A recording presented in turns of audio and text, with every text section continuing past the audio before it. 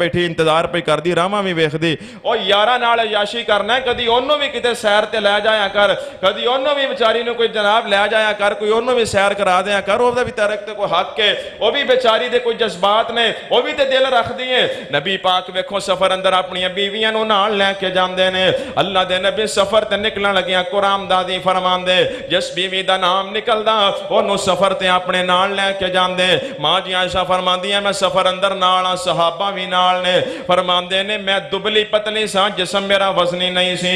अल्लाह दे नबी सहाबा नूं कहंदे ने, यार जरा तुसीं अगे निकलो ना, अगे निकलो। सहाबा अगे चले गए, मैं ते अल्लाह दे रसूल पिछे रह गए। ते आप फरमांदे ने, आयशा की ख्याल है, जरा अज दौड़ दा मुकाबला ही ला के वेखिए, हैं जरा भज के वेखिए, ऐसा दौड़ का मुकाबला ला के वेखिए। तो मैं आख्या सोने मर्जी तुहाडी है, ला लैने कोई गल नहीं।